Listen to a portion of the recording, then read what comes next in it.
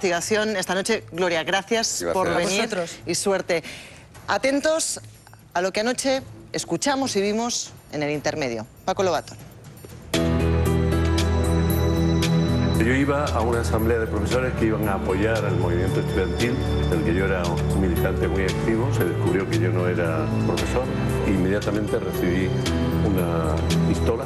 Tuve la inconsciencia de intentar zafarme de los que me detenían y ahí continuaron los golpes. Jesús González Pacheco, alias Billy el Niño, le decía al conductor, para, que a este lo vamos a liquidar aquí mismo. Saca una porra, que era una porra extensible, y con esa porra empezó a aplicarla sobre mi pecho. Me golpeó incesantemente hasta llegar a la Puerta del Sol. Algunos pagaron con su vida. Hacer memoria y tener una memoria de lo que pasó, yo creo que es la mejor manera de reconciliarnos con nuestra propia historia. Hacer memoria. Tras la orden de detención emitida por una jueza argentina contra 4 supuestos torturadores franquistas, ha saltado a primer plano de actualidad una polemiquísima figura, la de Billy el Niño. Con ella han vuelto a surgir voces de aquellos que sufrieron directamente los golpes, las amenazas, incluso las torturas de este policía. Entre ellos, Paco Lobatón. Tan solo un día le hizo falta a Paco Lobatón para conocer bien a Billy el Niño. Continuaron los golpes, me inmovilizaron de rodillas, a 4 patas, pero con las manos esposadas, inmovilizarlo y golpearle hasta prácticamente la asfixia. Ese era Billy el Niño. En 1972, con 21 años, trabajaba de cartero y estudiaba ciencias políticas. Acudía a una asamblea contra las detenciones del gobierno franquista cuando le descubrieron. Se me rechazó, inmediatamente recibí una pistola, así, la recuerdo ese toque frío y me sentía con una fuerza especial. Incluso tuve la inconsciencia, mirándolo retrospectivamente, ¿no?, de intentar zafarme de los que me detenían. Una fuerza especial que dio paso a las palizas y al miedo, primero en el calabozo de la propia universidad. Me llevaron abajo, que era donde estaba, por cierto, mi clase, y bueno, ahí fue donde empezaron los golpes fuertes. De camino a la Puerta del Sol, a la temida Dirección General de Seguridad, la DGS, Billy el Niño incluso alardeaba de sus amistades nazis. Le decía al conductor, para, que a este lo vamos a liquidar aquí mismo. Saca una porra, que era una porra extensible, me informó amablemente también de que era una porra que le habían regalado sus amigos nazis italianos, y con esa porra empezó a aplicarla sobre mi pecho. Esos golpes lograron algo inédito, que Billy el Niño fuera suspendido de empleo y sueldo durante todo un día. Que había un médico que levantaba un atestado médico. En ese atestado aparecieron lesiones que hicieron que Billy el Niño fuera convocado a un juicio. Aunque peor fue la condena que se llevó él, 5 años y medio de cárcel. Por los desórdenes que se ocasionaron con mi detención, me acusaban de desórdenes públicos y luego me acusaban de asociación ilícita, etcétera, etcétera. Lobatón recibió auténticas palizas, pero por suerte se libró de otras torturas. Uno de ellos, por ejemplo, tenerlo con las piernas colgando y golpearle sistemáticamente en la planta de los pies. Ayer lo dejaba claro, busca justicia, pero en ningún caso venganza. Yo no he venido aquí a hacer un alegato de venganza para que haya justicia, aunque hayan pasado 40 años, para que se restablezca el sentido de la memoria y para que tengamos una democracia de verdad. Ese mensaje nos impresionó, esas palabras, perdón, también. Paco Lobatón, muy buenas tardes. Buenas tardes. Decías anoche en el intermedio que habías hablado con amigos de esa época, precisamente para recordar la figura de Billy el Niño, y un amigo de esa época es Luis Suárez Carreño. ¿Qué tal? Muy buenas tardes también. Buenas tardes. Llevabais 40 años sin veros. Sí. Nos unió. Os ha unido la memoria de Billy el Niño. Sí, y el contacto con Miguel, de quien hablé anoche, ¿no? Que me dio un poco la pista de Luis. Hemos grabado vuestro encuentro porque 40 años sin veros. Os agradezco mucho que os hayáis animado a venir precisamente para hablar del Billy el Niño, para no perder memoria, para revisar nuestra historia, para tener una democracia mejor, como decías tú, Paco. Paco me insistía, no quiero ser un personaje central, quiero ser el hilo conductor como mucho de otras historias, ¿no? Y tú insistías anoche, yo no fui torturado, pero conseguiste una cosa, que al menos Billy el Niño fuera juzgado.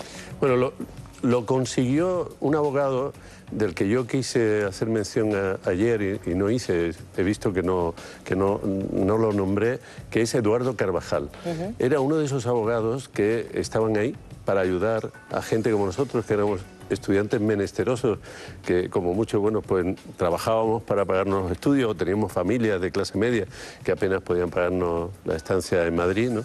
Y él nos ayudaba sin cobrar nada a cambio. Eduardo Carvajal. No se puede olvidar uno, ¿no? No me olvidaré nunca. Sé además que Eduardo puede estar, quién sabe, escuchándonos y merece un reconocimiento. ¿Habéis vuelto a ver a Billy el Niño en algún momento? No, nunca. Anoche Paco dejó muy claro que no había sido torturado, que te habían dado golpes y golpes importantes. Pero creo que en tu caso, Luis, en la segunda detención no solamente te detuvieron a ti, sino que os detuvieron a tu mujer y a ti y sufriste un episodio de tortura importante. Sí, bueno, todo esto de la tortura y tal también tiene que matizarse, porque claro, si hablamos de torturas como las que se hacían en países como Argentina y tal, pues posiblemente a nosotros no nos aplicaban la picana, digamos. ¿Qué pasó? A mí por lo menos.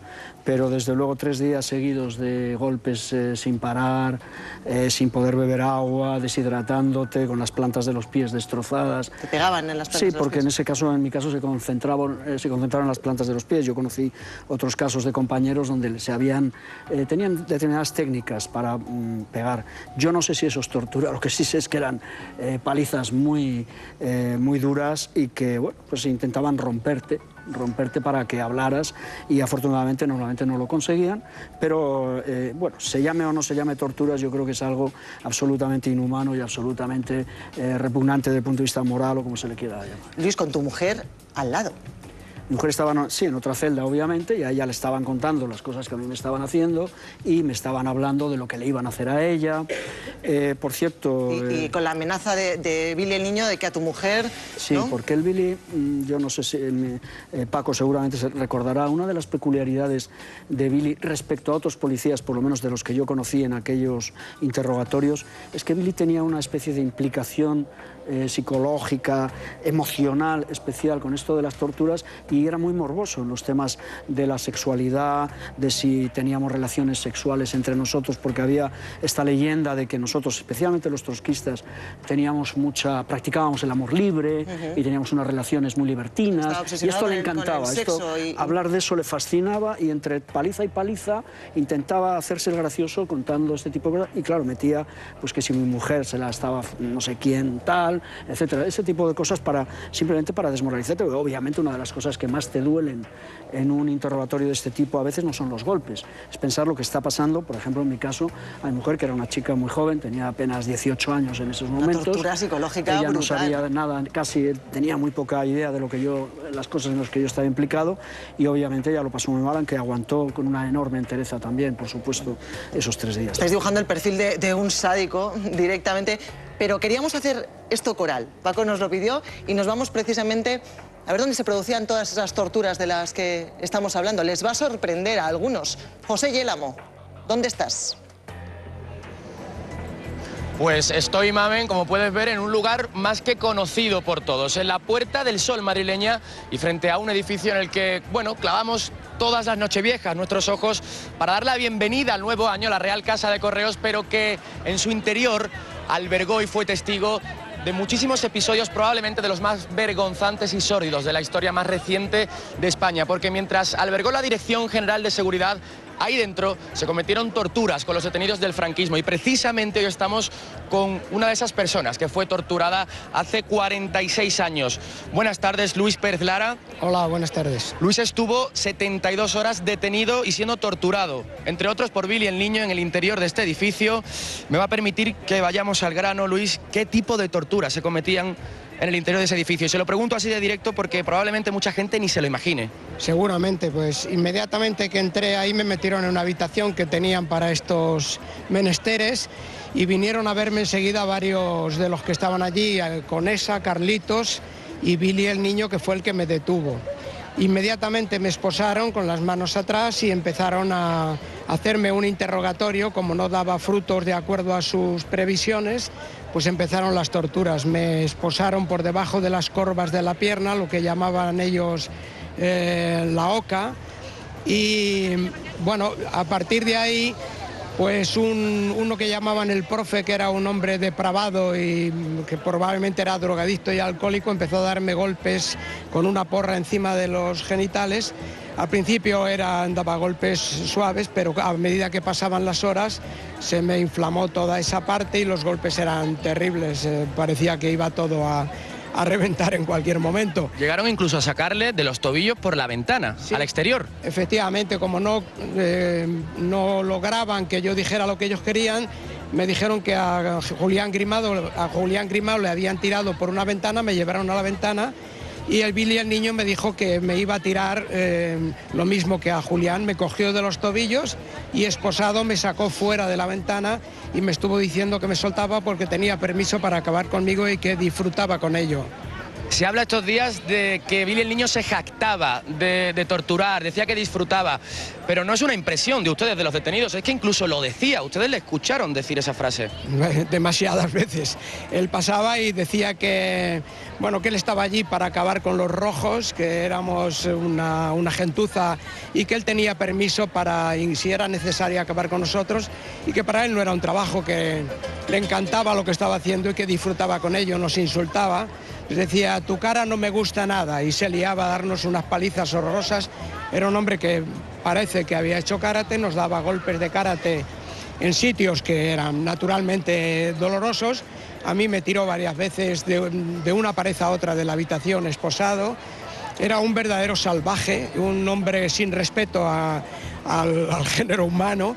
Y hay que decir que de todas maneras los que teníamos conciencia de por qué estábamos allí, veíamos en esta gente al lumpen de la sociedad y nos daba fuerzas para aguantar todas esas torturas. Lo impresionante de este testimonio, y estarás conmigo, Mamen, es que lo está contando una persona que sigue entre nosotros y eso es síntoma de que, por desgracia, esto ocurrió hace muy poco tiempo. Por cierto, Luis después tuvo 7 años en prisión. Es la historia de Luis y, como la suya, la de otros muchos, entre otros algunos de los que tenéis hoy sentados en la mesa, que fueron torturados aquí, en la Puerta del Sol. Gracias, José. Gracias a Luis también. Son historias que compartís, las de la crueldad de este personaje, que yo creo que hemos hecho un retrato entre todos bastante aproximado de su sadismo, de su crueldad, efectivamente, pero ¿está bien la decisión de la jueza argentina? ¿Está bien remover esto? Antes de responder a eso, Mami, si me permite, porque me lo ha hecho recordar Luis, algo que me refirió ayer Miguel, ¿no? Recordando lo que había pasado. A él le detuvieron dentro de una redada que se produjo a partir de la detención de un compañero llamado Acacio, a quien Luis conoce también. Y a Acacio le ocurrió algo parecido a lo que ha contado esta persona, Luis, a quien acabamos de escuchar. Lo colgaron de un hueco de escalera, lo dejaron en suspenso y le dijeron, ¿hablas o caes? O caes, ¿no? Y bueno, estaba la memoria de lo que había pasado con Ruano, con Grimao, etcétera. Él habló y se ocasionó una redada. Lo cuento porque esta policía, que tenía tantos medios, tanto sadismo, tanta crueldad, no era especialmente inteligente. Ya. Y lo que conseguía, los datos que conseguía, los conseguía por esos métodos, no por otros. No por otros. No por otros. ¿Tiene sentido, repito la pregunta, Paco, Luis, remover esto? Que una jueza argentina pida explicaciones, que Billy el niño tenga que declarar ante un juez. Bueno, sabes perfectamente que hay una corriente de opinión que dice, bueno, esto es remover el pasado, reabrir heridas. No, es cerrar heridas, no es abrirlas, es cerrarlas. Y la justicia tiene que existir de manera universal, no cabe ponerle puertas al campo de la justicia. La justicia yo creo que es un bien universal. Ojalá se hubiera podido hacer aquí. Bueno, Garzón lo intentó y a Garzón lo inhabilitaron y lo dejaron fuera de juego. Si ahora esa decisión llega desde un juzgado de Argentina, bienvenido sea. Pero yo lo dije ayer y lo repito hoy, ojalá fuera posible traerlo a casa y resolverlo en casa entre nosotros. Sí, Luis, me gustaría escucharle. Sí, yo estoy convencido que las atrocidades y los crímenes del franquismo acabarán siendo primero conocidos, que no son realmente muy conocidos porque se ha tapado con un manto de silencio y de vergüenza todo lo que sucedió durante 40 años en este país, y segundo, se hará justicia. problema es que la justicia está tardando mucho y cuando se haga justicia posiblemente muchas de las víctimas ya no estaremos para verlo y para ver cómo se hace la justicia respecto a actos que algunos hemos sufrido personalmente, otros han sufrido, muchos familiares que están todavía en la calle buscando a sus seres desaparecidos que fueron enterrados, fueron matados en las cunetas y enterrados en fosas comunes y están todavía intentando averiguar y este país todavía no está permitiendo, no está ayudando, no está facilitando que la gente pueda recuperar, como dice Paco, la memoria y la justicia respecto a unos hechos que son conocidos, pero todavía no son suficientemente conocidos por la mayoría de la población. Y yo creo que un país que no conoce su pasado, se ha dicho muchas veces, es un país que está condenado a repetir su pasado. Entonces, tenemos pues os agradezco, de verdad, os agradezco muchísimo que hayáis querido venir, que hayáis querido hablar de esto y que estéis sentados aquí. Gracias a los dos, de verdad. Espero volveros a encontrar muy pronto. Muchas gracias. Estamos también muy pendientes. Le decía al conductor, para, que a este lo vamos a liquidar aquí mismo. Saca una porra, que era una porra extensible, y con esa porra empezó a aplicarla sobre mi pecho. Me golpeó incesantemente hasta llegar a la Puerta del Sol. Algunos pagaron con su vida. Hacer memoria y tener una memoria de lo que pasó, yo creo que es la mejor manera de reconciliarnos con nuestra propia historia. Hacer memoria. Tras la orden de detención emitida por una jueza argentina contra 4 supuestos torturadores franquistas, ha saltado a primer plano de actualidad. Trabajaba de cartero y estudiaba ciencias políticas. Acudía a una asamblea contra las detenciones del gobierno franquista cuando le descubrieron. Se me rechazó, inmediatamente recibí una pistola, así, la recuerdo ese toque frío y me sentía con una fuerza especial, incluso tuve la inconsciencia, mirándolo retrospectivamente, ¿no?, de intentar zafarme de los que me detenían. Una fuerza especial que dio paso a las palizas y al miedo, primero en el calabozo de la propia universidad. Me llevaron abajo, que era donde estaba, por cierto, mi clase, y bueno, ahí fue donde empezaron los golpes fuertes. De camino a la Puerta del Sol, a la temida Dirección General de Seguridad, la DGS, Billy el niño incluso alardeaba de sus amistades nazis. Le decía al conductor, para, que a este lo vamos a liquidar aquí mismo. Saca una porra, que era una porra extensible, me informó amablemente también de que era una porra que le habían regalado sus amigos nazis italianos, y con esa porra empezó una polemiquísima figura, la de Billy el niño. Con ella han vuelto a surgir voces de aquellos que sufrieron directamente los golpes, las amenazas, incluso las torturas de este policía. Entre ellos, Paco Lobatón. Tan solo un día le hizo falta a Paco Lobatón para conocer bien a Billy el niño. Continuaron los golpes, me inmovilizaron de rodillas, a 4 patas, pero con las manos esposadas, inmovilizarlo y golpearle hasta prácticamente la asfixia. Ese era Billy el niño. En 1972, con 21 años... Investigación esta noche. Gloria, gracias por venir y suerte. Atentos a lo que anoche escuchamos y vimos en el intermedio. Paco Lobatón. Yo iba a una asamblea de profesores que iban a apoyar al movimiento estudiantil, del que yo era un militante muy activo. Se descubrió que yo no era profesor. Inmediatamente recibí una pistola.